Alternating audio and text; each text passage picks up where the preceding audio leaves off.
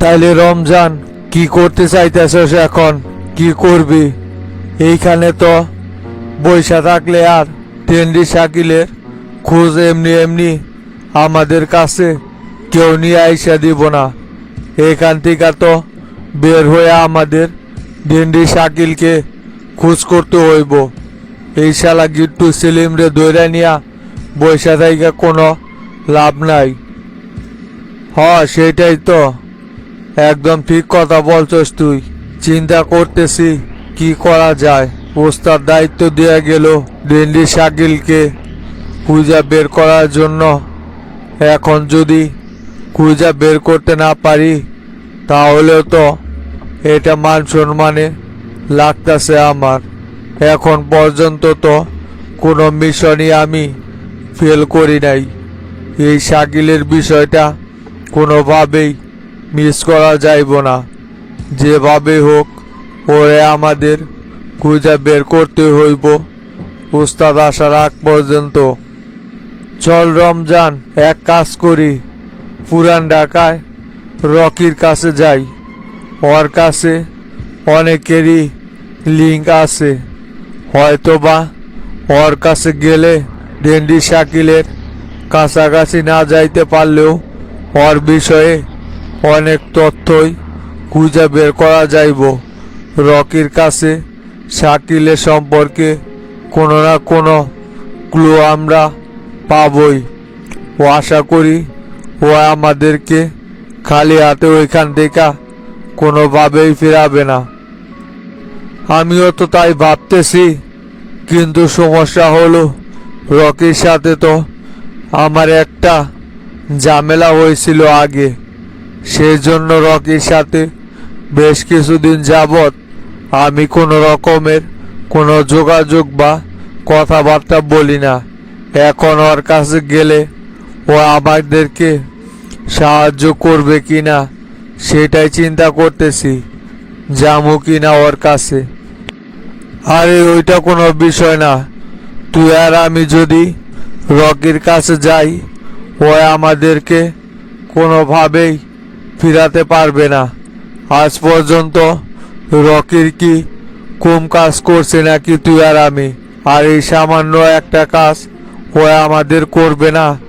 Rocky মানুষটা মোটামুটি ভালোই, এই শালা গিড্ডু সেলিমের মতো বেইমান না। চল দুজনে মিলা ওর কাছে যাই, দেখবি ঠিকই ও আমাদেরকে কোনো না কোনো হেল্প করবেই। এই রমজান, তোরা যেইটি যা, দয়া করে আমারে এই বন্দি দশা থেকে মুক্তি দিয়া যা। আমি আর এইভাবে থাকতে পারতেছি না রে। প্রতিনিয়ত আমার ধুম বন্ধ হয়ে আইতাছে। দয়া করে বলতেছি তোদের, আমারে মুক্তি করে দে। আমি যা যা জানতাম সব কিছুই কিন্তু তোদেরকে বলছি। তুই একটা কথাও বলবি না। তোরে কিন্তু এই মুহূর্তে একেবারে খায়া ফেলাই দিমু। তোদের জন্যই আজকে এই ঝামেলার ভিতরে পড়ছি। ডেন্ডি শাকিলের হইয়া কাজ করস, তাই না? এবার বুঝতে পারবি যে শামসুর বিরুদ্ধে যায়া ডেন্ডি শাকিলের পক্ষে কাজ করাতে তোর জন্য কত ভয়ঙ্কর পরিণতি অপেক্ষা করতেছে। তোর কোনো মুক্তি নাই। তোরে এখন মাইরা বুড়ি গঙ্গা দিয়া বাসায় দিমু। রমজান তো সেই দিনই ভুল করছিল, যেদিন আব্বাসের আস্তানায় আক্রমণ করছিলাম। সেই দিনই তোরে খালাস করে দিলাই আমাদের জন্য সব চাইতে ভালো হইতো। কিন্তু রমজান তোরে মায়া কইরা বন্ধুত্বের জোরে সেদিন বাঁচাই দিছিল। আর তুই কি করছস? সে আমাদের উপরই ডেন্ডি শাকিলের হইয়া আক্রমণ করছস। তোর মতো বেইমানের পয়সা থাকার কোনো অধিকারই নাই। কি যে বলস না তোরা? আমি কি তোদের উপর আক্রমণ করছি নাকি? সেই দিন তো ডেন্ডি শাকিল ওই মিশনে আমাকেও যাইতে বলছিল, কিন্তু আমি তোদের কথা শুই না কোনোভাবেই ওই মিশনে যাইতে আমি রাজি হই নাই। আমি তোদের উপর আক্রমণ করি নাই। ডেন্ডি শাকিলের নিজস্ব লোকেরাই তোদের উপর সেই দিন আক্রমণ করছিল।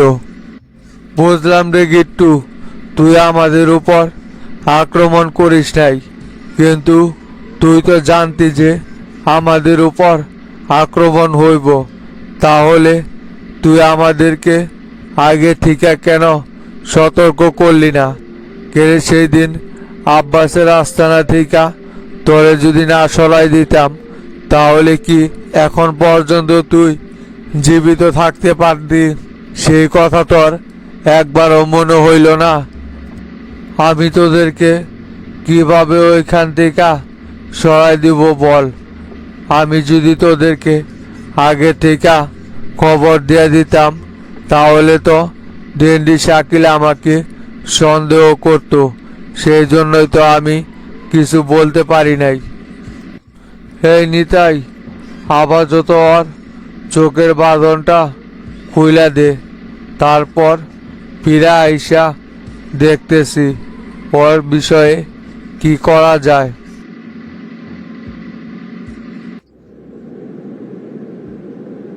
ওস্তাদ, বাজার থেকে আপনি যা যা বলছিলেন সেই সব কিছুই কিনে নিয়ে আসা হয়েছে। ভালো করছস। এখন আপাতত কয়েকটা দিন এইখান থেকে আমাদের কাউকে বের হতে যাওয়া যাইব না।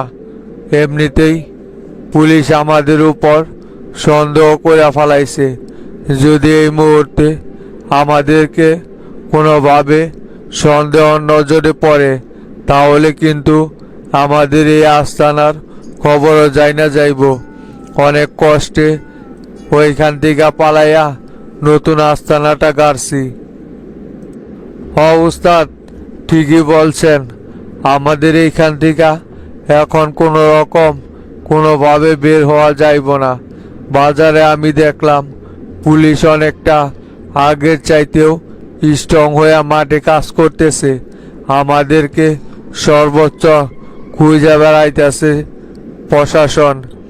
প্রত্যেকটা চেকপোস্টই আগের চাইতেও আরও দ্বিগুণ নিরাপত্তা বিশিষ্ট করা হয়েছে। তাই আমাদের এখন যে পর্যন্ত কাজটা কমপ্লিট না হয়, সেই পর্যন্ত চুপে চাপেই থাকতে হইব। না না, আর বেশি সময় নেওয়া যাইব না। 2-1 দিনের ভিতরেই কাজটা সম্পূর্ণ করতে হইব। শামসু সহ ওর পুরো আস্তানায় একেবারে উড়িয়ে দিব। শামসুর গাড়িতে যে টাইম বোমাটা সেট করতে চাইছিলাম, সেটার কাজ কদ্দুরাই গেছে রে। চালু কইরা কাজটা সম্পূর্ণ কর। ওই বোমাটাই ওর গাড়িতে লাগাইব, যাতে করে বোমা ফুটার পর ওর বাইচা থাকার কোনো রকমের কোনো সুযোগ না থাকে। সমস্যা নাই ওস্তাদ, ওইটার কাজ খুব দ্রুতই করা হইতেছে। আগামীকালকে হয়তোবা কাজটা সম্পূর্ণ কমপ্লিট হয়ে যাইব। আর ওইটা রেডি হইলেই শামসুর গাড়িতে বিশ্বস্ত একজন লোক দ্বারা গোপনে সেট কইরা দিয়া চলে আসবো। কোনো সমস্যা নাই ওস্তাদ। শুধু 2-3টা দিন আমাদের পুলিশের নজর এড়িয়ে চলতে পারলেই হবে। এত সময় নিতেছিস কেন তোরা? সামান্য একটা বোমা বানানোর জন্যই আরও তো কত কাজ হাতে পড়া আছে। দেখতেছি তো তোরা সময়ের আগে তোদের কাজই কমপ্লিট করতে পারবি না। কিটু সেলিম যদি ধরা না পড়তো, তাহলে তো এতক্ষণে আমি অ্যাকশনে চলে যাইতাম। এইদিকে তো তোরা কিছুই রেডি করতে পারস নাই। এত ঢিলামি করলে কি হইব নাকি বল? না না উস্তাদ, আপনি যে বলছিলেন কাজটা যেন একেবারে নিখুঁত হয়, সেজন্যই তো সময় নিয়ে ওইটার কাজ করতেছে, যাতে কোনো রকমের কোনো ঝামেলা না হয় পরবর্তীতে। সেই জন্য একটু সময়টা বেশি লাগতেছে। তবে সময় বেশি লাগলে কি হইব, ওইটা কিন্তু কাজ করবে ওস্তাদ। 100%। এটা নিয়ে কোনো চিন্তা করা লাগবে না। একবার যদি বোমাটা ফাটাইতে পারি তাহলে শামসুর বাইচা থাকার চান্স আর কোনোভাবেই থাকবে না। আচ্ছা ঠিক আছে, সমস্যা নাই। তোরা ওইটা চালু কইরা কমপ্লিট করার চেষ্টা কর। আর অস্ত্রগুলো সব তুই এক ধাপ চেক করে রাখিস, যাতে করে মিশনে যাওয়ার পর কারো কোনো রকমের অস্ত্রের সমস্যা না হয়। সব কিছু ভালোভাবে চেক টেক কইরা তারপর আমারে ফাইনাল রেজাল্টটা জানাস। যা তাহলে এখন ভিতরে।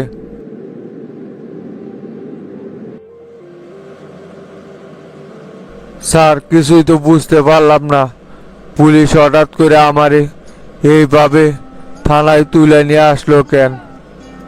সমস্যা নাই রফিক, পুলিশ তোরে কি জন্য এইখানে তুলে নিয়ে আইছে সেইটা বোঝানোর জন্য আমি এই জায়গায় আইছি। অপেক্ষা কর, খুব সুন্দরভাবে বিষয়টা আমি তোরে বুঝাইয়া বলবো। স্যার, এটা কিন্তু আমার সাথে মোটেও ঠিক করতেছে না।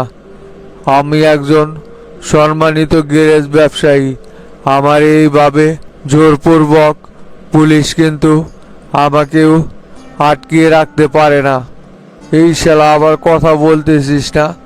পুলিশ তোরে ধরে নিয়ে আইসা ঠিক করে নাই না?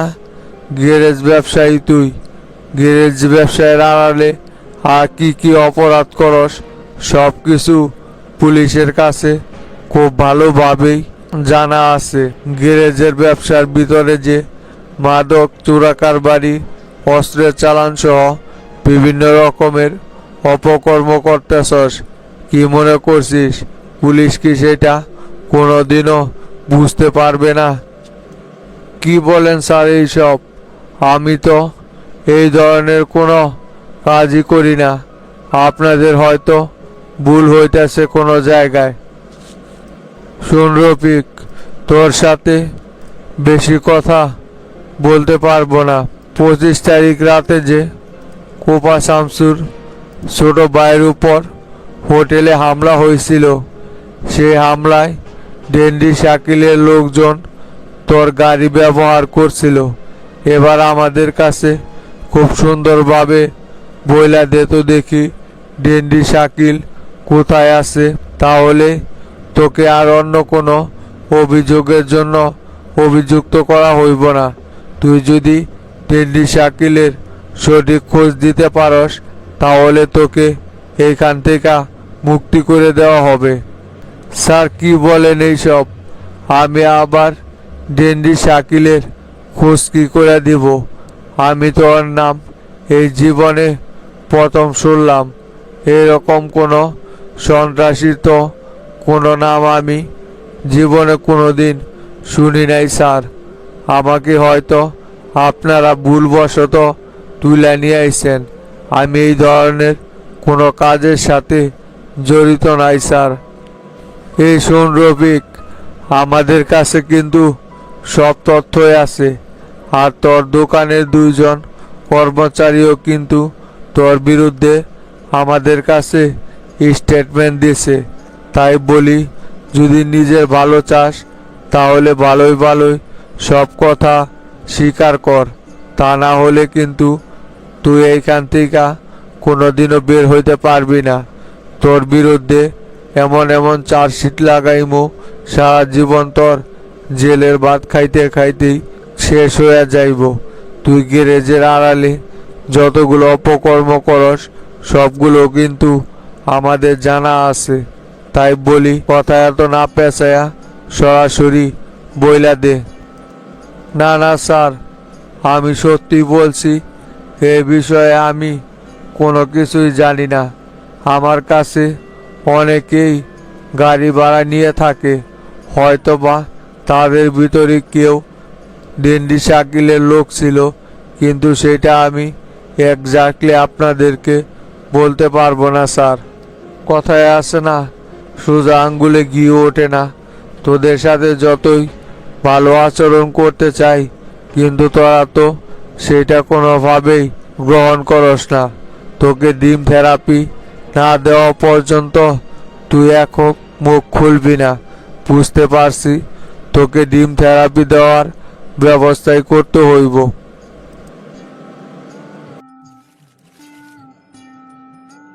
এখানে উপস্থিত আছে আমার সম্মানিত অভিভাবক আফজাল হোসেন মাস্টার, হাবিব ভাই এবং বগুড়ার তরুণ নেতা তোতা। তাদের সহ আপনাদেরকে জানাই আমি শুভেচ্ছা এবং অভিনন্দন। শুকরিয়া জানাই মহান আল্লাহ পাকের প্রতি, যিনি আমাকে শত বিপদ থেকে রক্ষা করে আপনাদের সামনে আবারও উপস্থিত করেছে। আসসালামু আলাইকুম। আপনারা সকলে কেমন আছেন? আমরা সকলে ভালো আছি। আপনি কেমন আছেন ভাই? ইনশাআল্লাহ আল্লাহর রহমত এবং আপনাদের দোয়ায় আমিও খুব ভালো আছি। আপনাদের সাথে অনেক দিন পর আবারও দেখা হয়ে আমি গর্বিত বোধ করতেছি। আমি জানি যে আপনারা সকলে আমার জন্য সকাল থেকে অধীর আগ্রহে অপেক্ষা করতেছেন। আপনাদেরকে এই অপেক্ষা করানোর জন্য আমি আন্তরিকভাবে দুঃখিত এবং দুঃখ প্রকাশ করতেছি। তবে আপনারা আমাকে যে ভালোবাসা দিয়েছেন এই বগুড়া থেকে, সেটা কখনো বলার মতো না। আপনারা জানেন যে আমি বিগত প্রায় 1 বছর যাবৎ আপনাদের ভালোবাসার জন্য জনতা পার্টির সেক্রেটারি হিসাবে দায়িত্ব পালন করতেছি। আপনাদের ভালোবাসা না থাকলে আমি হয়তো এই দায়িত্ব কখনোই পালন করতে পারতাম না।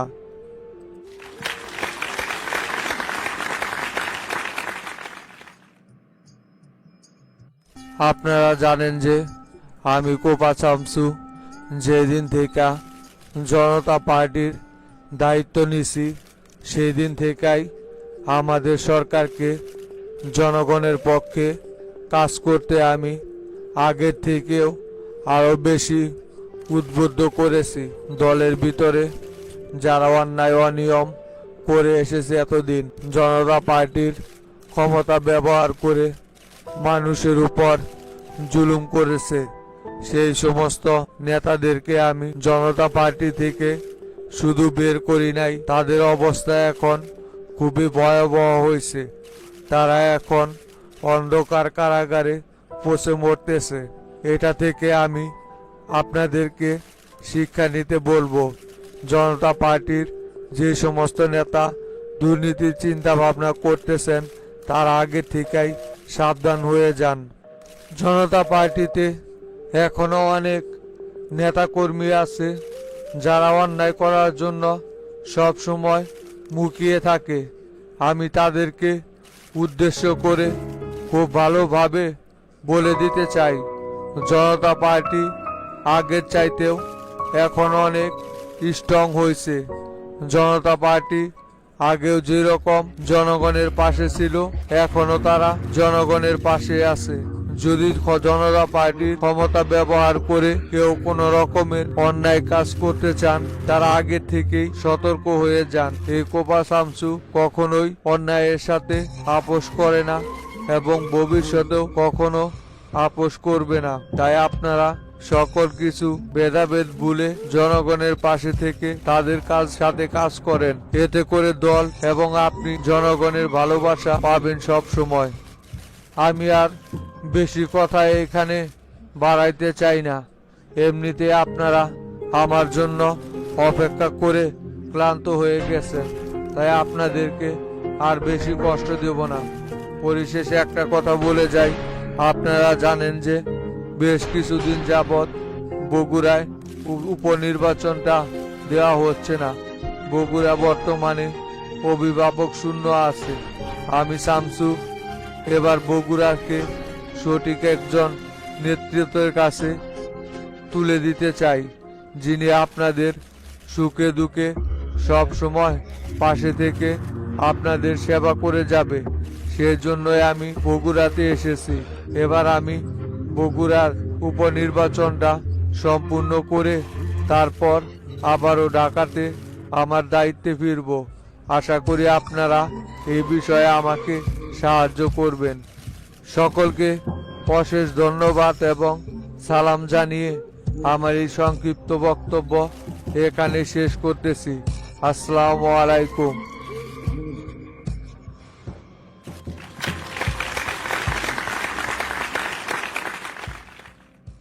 বগুড়াবাসীর পক্ষ থেকে শামসু ভাইকে অসংখ্য ধন্যবাদ তার মূল্যবান সময় আমাদেরকে দেওয়ার জন্য। এই মুহূর্তে আপনাদের সামনে বক্তব্য নিয়ে আসতেছেন বগুড়ারই কৃতি সন্তান, যিনি দুইবারে বগুড়া জেলার সফল সভাপতি এবং তার বিরুদ্ধে এখন পর্যন্ত কেউ বিন্দু পরিমাণ দুর্নীতির অভিযোগ তুলতে পারেন নাই। সেই বগুড়ার জনমানুষের সফল নেতা জনাব আফজাল হোসেন মাস্টার, ওনাকে মঞ্চে আসার জন্য বিনীত অনুরোধ জানানো যাচ্ছে।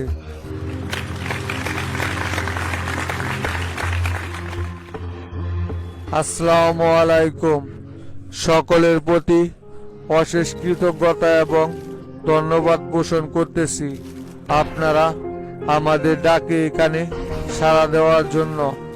আজকে যে জনস্রোত বগুড়াতে দেখা যাচ্ছে, এতে করে বোঝা যাচ্ছে যে আসলেই কোপা শামসুর জনপ্রিয়তাটা কতটুকু এগিয়ে গিয়েছে। আমার প্রিয় বগুড়াবাসী ভাই ও বোনদেরকে একটা কথা বলতে চাই। আপনারা জানেন যে জনতা পার্টি জনগণের সরকার, আর এই জনতা পার্টিকে বিপদে ফেলানোর জন্য একদল চক্র প্রতিনিয়ত কাজ করে যাচ্ছে। আমরা আশাবাদী যে আপনারা অবশ্যই এই সমস্ত ষড়যন্ত্রকারীদেরকে রুখে দিবেন, তারা যেন কখনোই আমাদের দেশের কোনো ক্ষতি করতে না পারে। সেই দিকে আপনারা সব সময় সংস্কার হয়ে কাজ করবেন। শামসু যে কথা বলে গেল, জনতা পার্টিতে আগেও কখনোই দুর্নীতিবাজদের জায়গা ছিল না এবং ভবিষ্যতেও কোনো দুর্নীতিবাজের জায়গায় জনতা পার্টিতে হবে না।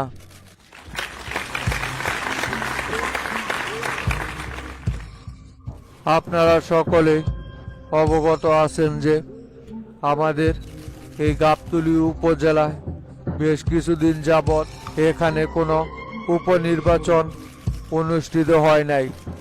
সেই জন্য আমরা দলের হাইকমান্ডকে বারে বারে আবেদন করতেছিলাম যে আমাদের এইখানে উপনির্বাচনটা যেন খুব শীঘ্রই দেওয়া হোক, কারণ অভিভাবক ছাড়া কখনোই কোনো কিছু সুশৃঙ্খল থাকে না। আমরা যতদূর সম্ভব নিজেদের চেষ্টায় যতটা গুছিয়ে রাখা যায় ততটা গুছিয়ে রেখেছি। এখন এখানে একজন সঠিক নেতৃত্ব দরকার।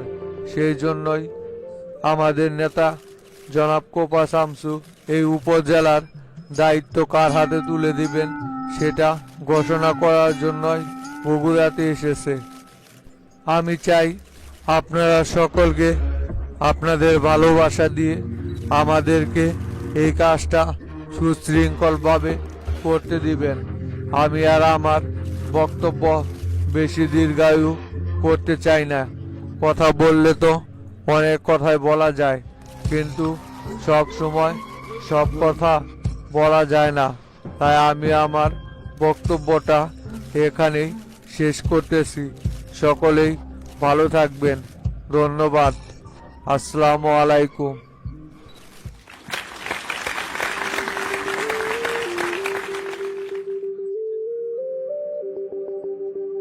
কিরে তোতা, এদিকের কি অবস্থা?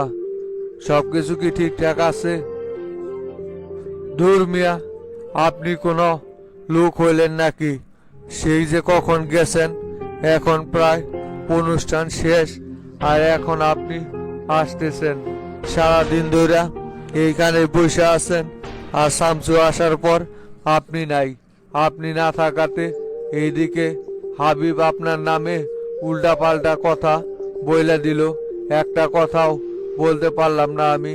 সবাই ফট কইরা খোসা মাইরা কলেজ কমিটির কথা তুলা ধরছে। শামসু ভাই তো আমারে ধইরা বইছে যে কমিটি তো তুই আর সবিক চাচা দিছিলি, তাহলে ওরা এইরকম আকাম কুকাম কইরা বেড়াইতাছে। এই সম্পর্কে কি তোরা আগের থেকে কোনো কিছু জানতি না? কি বলি ওইটি বলেন। এই শালা হাবিব যে এমন খোঁচা মাইরা কথাটা তুলে ধরবো সেটা তো ভাবতেই পারতেছিলাম না। শামসু আপনাকে খুঁজতেছে। তোরে বললাম না তোতা, নবাব বাড়ি রোডে ইমার্জেন্সি একটা কাজ পড়ে গেছে, তাই ওইখানে আমি চলে গেলাম। আর হাবিব যে শামসুর কাছে এই কথা তুলে ধরবো সেটা আমি খুব ভালো করে জানতাম। এখানে এত ভয় পাওয়ার কি আছে? হাবিব কথা তুলে ধরছে ধরুক, ও এই কথা তুলে ধরা আমার কি করতে পারবো করবনি, ওইটা নিয়ে এই শফিক ভয় পায় না। তা শামসু আমারে আইসা খুঁজতেছে কেন? শামসু কোথায় আছে? আপনি তো ইদানিং কোনো কিছু নিয়ে কোনো কিছু মনে করেন না।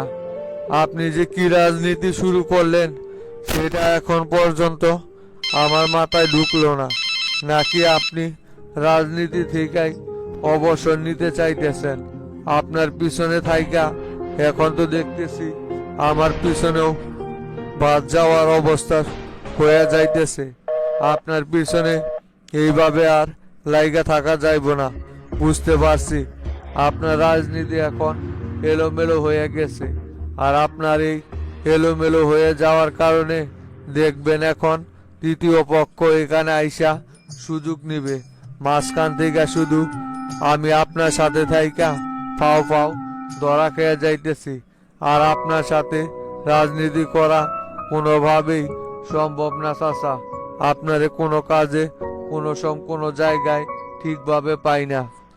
তোর পাগলা, রাজনীতি থেকে অবসর নিছি মানে তুই কি কস উল্টা পাল্টা? অবাই তো রাজনীতি শুরু করলাম। শামসুর সাথে দেখা করি নাই যাতে করে শামসু বুঝতে পারে যে আমার উপর অন্যায় করা হইতেছে। সেই রাগ গোসাতেই শামসুর সাথে আমি দেখা করি নাই। এত হিসাব কইরা রাজনীতি করা যাইব না। আমি যে কোন তালে আছি সেটা তুই এখনো বুঝতে পারস নাই। সময় হইলেই সকলেই সবকিছু বুঝতে পারবি। শামসু এখন কোথায় আছে বললি না তো? শামসুর সাথে এখন আমার দেখা করার সময় হয়েছে। শামসুর সাথে দেখা করে আসি।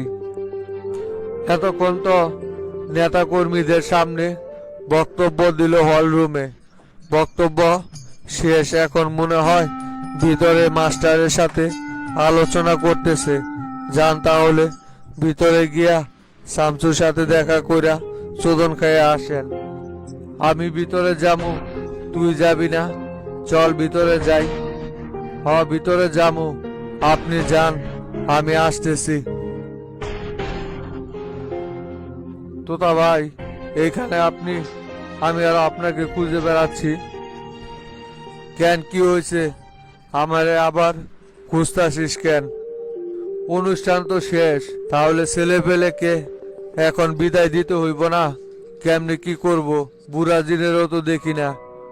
ধরবে ওই বুড়া জিনের কথা আমার সামনে আর বলিস না। ওরে দিয়া কোনো কিছু হইব না।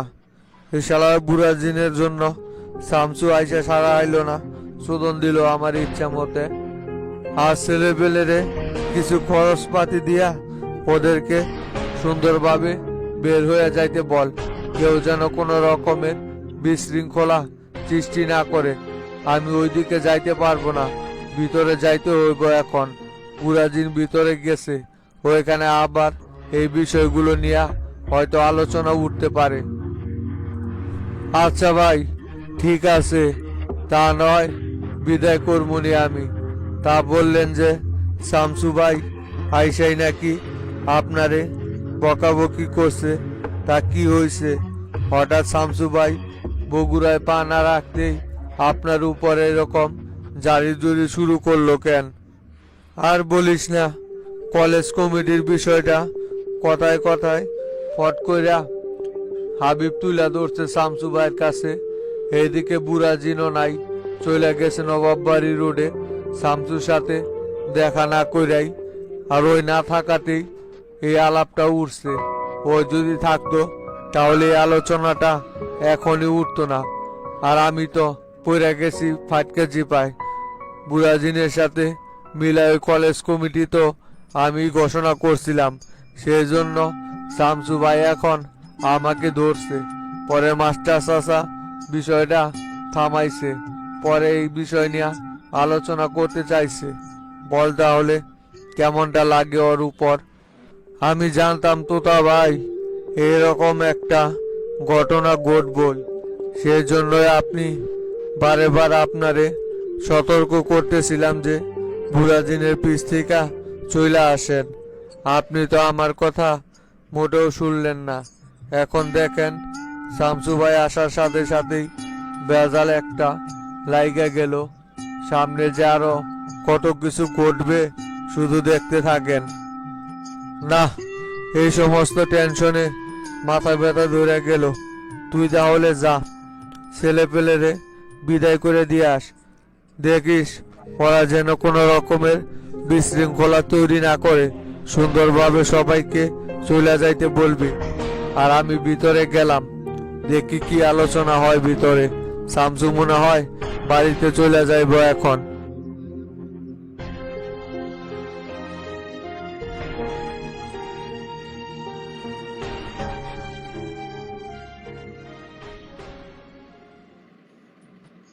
কিরে টেরা, কেমন আছিস তুই?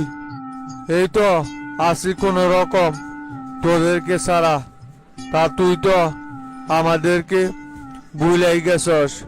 বগুড়াতে ইদানিং তো আর আগের মতো আসসই না রে।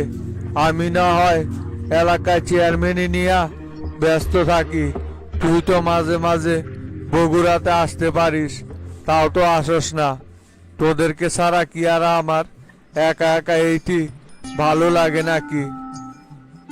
কি যে বলস না, আমাকে কি ঢাকাতে ফিরি রাখছে নাকি? শামসু ভাইয়ের যত ব্যবসা প্রতিষ্ঠান আছে সব কিছুর দায়িত্ব গুরু আর শামসু ভাই এখন আমার উপর ছাইরা দিছে। সব কিছুই আমার এখন মেনটেন করা লাগে। গুরুর তো বয়স হয়ে গেছে, আগের মতো আর কোনো কিছুই ঠিকঠাক মতো চালাইতে পারে না। তাই গুরুর যাতে বেশি চাপ না পড়ে, সেই জন্য শামসু ভাই ব্যবসায়িক সব দায়িত্ব আমার গাড়ে চাপাই দিছে রে। তোরে ছাড়া আমারও আর ঢাকাতে ভালো লাগে না। এই যে ওস্তাদ বগুড়াতে আসলো, আমাকে তো গুরু আসতেই দিব না। অনেক জোরাজুরি কইরা সকল কাজ কাম ফালাইয়া তোর সাথে দেখা করার জন্য বগুড়ায় চলে আইছি আমি। দুই বন্ধুর তো কুশল বিনিময় ভালোই হইতেছে। তা আমাদের কি মানিক ভাই বুঝলে গেছে নাকি? এই ছোট ভাই গোল্লাও কিন্তু বগুড়াতে আছে। শুধু বন্ধুর কথা বললেন না, আমার কথাও একটু আটটু মনে করেন ভাই। দূর পাগল, কি যে বলস না তোরা। তোদের কি আর ভুলে থাকা যায়? ঢাকা শহর যতই চাকচিক্যপূর্ণ জীবন যাপন করি না কেন, তবুও তোদের প্রতি আমার ভালোবাসা সব সময় একই রকম থাকে। তোদের সাথে দেখা করার জন্যই তো বগুড়াতে ছুটে আসলাম। তা গোল্লা, কি অবস্থা তোর? ভালোই আছোস না? এই তো ভাই আছি মোটামুটি ভালোই। তা গোল্লা, শুনলাম উস্তাদ নাকি তোরে পৌর কমিটির সাধারণ সম্পাদক বানাইছে। তাইলে তুইও রাজনীতির দিকে ঢুইকা যাইতেছস। আমি আরো ভাবছিলাম তোরে কিছুদিন পর ঢাকাতে নিয়ে যায়া আমার সঙ্গে রাখমু। আর বললেন না, টেরা ভাই আর মাস্টার চাচা মিলা শামসু বাইরে দিয়া আমারে পৌর কমিটির সেক্রেটারি হিসাবে ঘোষণা করছে। তাই এইগুলা নিয়ে এখন মোটামুটি ব্যস্ততার মধ্যে আছি। মনে হয় না আমার আপনার সাথে ব্যবসায়িক কাজে কোনো রকমের কোনো সাহায্যে আসবো আমি। আমার আবার ওই সমস্ত কাজ কাম মোটেও ভালো লাগে না। তাই বগুড়াতে থাইকাই জনগণের সেবায় নিজেকে নিয়োজিত করতে চাই। সেই জন্যই এখন থেকেই এই দিকেই পরিচর্যা করতেছি।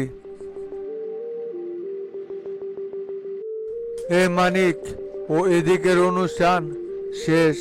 ওস্তাদ মনে হয় এখন বাড়িতে যাইব। চল ওস্তাদের সাথে দেখা করি।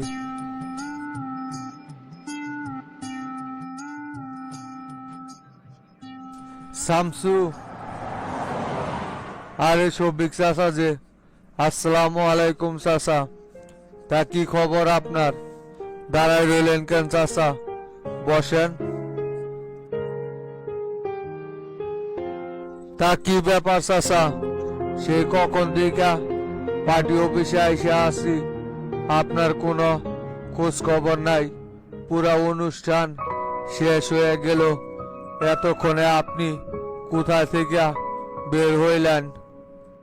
আর বলল না শামসু, নবাব বাড়ির রুটে ইমার্জেন্সি একটা কাজ পড়ে গেছিল, তো তাই তাড়াহুড়া কইরা ওইখান থেকে ঘুরে আসতে আসতেই দেরি হয়ে গেল। সকাল থেকেই তো আমি আর তোতা নেতা কর্মীদেরকে নিয়ে পার্টি অফিসে অবস্থান করতেছিলাম, তুমি আসবা দেখা। আসলে শামসু, শফিক ভাই কিছুদিন যাবৎ আমাদেরকে একটু এড়িয়ে চলতেছে। আমাদের উপর উনি অনেক মনক্ষুণ্ণ করছে। মাস্টারের উপর বিশেষ করে অনেক অভিমান ওনার জমা হয়ে আছে। নবাব বাড়ির রোড তো একটা বাহানা। আসলে উনি তোমার সাথে দেখা করতে চায় নাই, এইটাই হচ্ছে মূলত কথা। কে শফিক চাচা আপনাদের উপর মনক্ষুণ্ণ থাকবে কেন? আমি বারবার আপনাদেরকে বলছি না যে বগুড়াতে আপনারা সকলেই মিলামিশা রাজনীতি করবেন, একজন আরেকজনের সাথে যেন কখনোই বাজার গোজার কথা আমার কানে না আসে। তারপরেও শফিক চাচা আপনাদের উপর কি কারণে রাগ করলো? উনি আপনাদের সাথে মনক্ষুণ্ণ কেন? আসলেই শফিক ভাই মনে করে যে মাস্টাররা ওনার সাথে অন্যায় করতেছে। ওনার থেকে বগুড়ার সব কমিটি ছিনায় নিতেছে। আসলেই বগুড়ার যে কয়টা কমিটিতে অন্যায় অনিয়ম ধরা পড়ছিল, সেই সব কয়টা কমিটি তো মাস্টার বিলুপ্ত ঘোষণা করছে। আর ভাগ্যের কি কাম, বাইসা বাইসা শফিক ভাই আর তোতা যে কমিটিগুলো দিছিল সেইগুলোর ভিতরেই দুর্নীতির অভিযোগ পাওয়া গেছে। আর এই কমিটিগুলোই মাস্টার বিলুপ্ত ঘোষণা করছে বইলা শফিক ভাই মাস্টারের উপর রাগ হয়েছে। এই সেই দিনকাই তো কলেজ কমিটি বিলুপ্ত ঘোষণা করা নিয়া মাস্টারের সাথে কি না খারাপ ব্যবহারটাই করলো শফিক ভাই পার্টি অফিসে সকল নেতা কর্মীদের সামনে। না, এই শালা হাবিব তো দেখতেছি খুবই জুনা পাকা মাল। কখন কোন কথা কইতে হইব পয়েন্টে পয়েন্টে কথা বইলা দিতেছে। যাক, ভালোই হয়েছে, এতক্ষণ তো আমি একাই শোধন খাইছিলাম, এবার শফিক চাচাও শোধন খাক। শামসুর কাছে একবারে জায়গা মতো বিচার দিয়া দিছে। এখন যে কি বলে শামসু আল্লাহ জানে। দেখো হাবিব, এই সমস্ত পিন মারা রাজনীতি বাদ দিয়া দেও বললাম, নইলে কিন্তু বেজাল আছে। আমার নামে শামসুর কাছে এই সমস্ত উল্টাপাল্টা কথা বলার অনুমতি তোমাকে কে দিল? একসাথে রাজনীতি করলে ওই রকম দু চার কথা হইতেই পারে, তাই বইলা তুমি এইগুলো কথা শামসুর কানে তুলে ধরবা নাকি? তুমি কি বুঝাইতে চাইতেছ? শামসুরে আমার চোখে খারাপ বানাইয়া তুমি কি নমিনেশন বাগাই নিতে চাইতেছ নাকি? শোনো, কারো নামে উল্টা পাল্টা পেঁচ লাগাইয়া জীবনে কিন্তু সফল হওয়া যায় না। নিজের যোগ্যতা নিয়ে সব সময় থাকো, অন্যজনের পিছনে বাস দিতে আইসো না। এতে কিন্তু পরিণাম খুব একটা ভালো হইব না, এই বইলা দিলাম তোমারে। এইখানে পিন মারার কি হইল? আপনি পার্টি অফিসে সকল নেতা কর্মীর সামনে যা যা বলছেন সেটাই আমি শামসুর কাছে বললাম। কে আপনাকে নাকি অবহেলিত করা হইতেছে? তাহলে শামসু এখন আইছে, শামসুর কাছে খুইলা বলেন। শামসু, বিষয়টা বুঝা যদি আপনার প্রতি সত্যি কেউ অবহেলা করে থাকে তাহলে শামসু সেটা সংশোধন করে দিব। এতে তো ভয় পাওয়ার আমি কোনো কিছু দেখতেছি না। মুখ দিয়ে যেটা স্বীকার করবেন সব সময় সেই কথার উপরই থাকবেন। কথা আবার ঘোরানোর চেষ্টা করেন কেন? কথা ঘুরাইতেছি না কি করতেছি সেইটা আমার তোমার কাছ থেকে শিখতে হইব না হাবিব। তুমি তোমার রাজনীতি করো। শামসুর কাছে আমার কি বলতে হইব সেটা আমার খুব ভালো কইরাই জানা আছে। তোমাকে তো এত পোদ্দানি কইরা মাপদুরি করতে বলি নাই। সব কাজেই তো শুধু নাক গলাও। নিজের তো কোনো সামান্য পরিমাণ যোগ্যতা নাই, অন্যের নামে বিভিন্ন রকমের আজে বাজে কথা লাগাইয়া নিজের রাস্তা তেলতেলা করতে চাও, তাই না? তোমার এই প্ল্যান আমি বুঝি না মনে করছ? দেখেন, আপনারা দুইজন আমার সামনে তর্কাতর্কি করেন সেটা আমি মাইনা নেই। তাই বইলা শামসুর সামনেও বিষয়গুলো নিয়ে আপনারা এইভাবে পার্টি অফিসে তর্ক করবেন সেটা কিন্তু মাইনে নেওয়া যায় না। সুন্দর একটা পরিবেশ আপনারা দুইজন সব সময় গোলাটে পরিস্থিতি তৈরি করেন। আপনাদের দুইটার ভিতরেই ভেজাল আছে। দেখো মাস্টার, আমি এইখানে কি হাবিব বা অন্য কারো নামে কোনো কথা বলছি শামসুর কাছে? এইখানে শামসুর সাথে আমি দেখা করতে আইছি। হাবিব কেন আমার নামে এই সমস্ত উল্টাপাল্টা কথা শামসুর কানে তুলে ধরতেছে? আমাদের ভিতরে কি হয়েছে না হয়েছে সেটা শামসুর কাছে বলার কি আছে? আর শামসু কি বিষয়গুলো জানবে না? ও আইসাই সারলো না, এর ভিতরেই এই আলাপগুলো শামসুর কাছে তুলে ধরতেছে। এর মানে ওই কি বুঝাইতে চাইতেছে? শামসুর চোখে আমাকে দোষী বানাইতে চাইতেছে না? তুমি বলো মাস্টার। শফিক ভাই, আপনি আর কোনো কথা বললেন না, আমি দেখতেছি।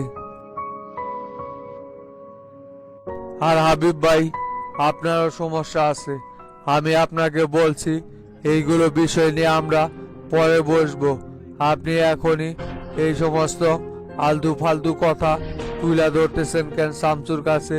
শামসু কেবলই বগুড়াতে আসলো, আর এখনই শামসুর কাছে এই ধরনের কথা তুলে ধরার কোনো দরকার আছে? শফিক ভাইয়ের সাথে আমার কি হয়েছে না হয়েছে সেটা আমি বুঝবো। আপনাকে তো এখানে হালকা মাপদুরি করার জন্য বলি নাই।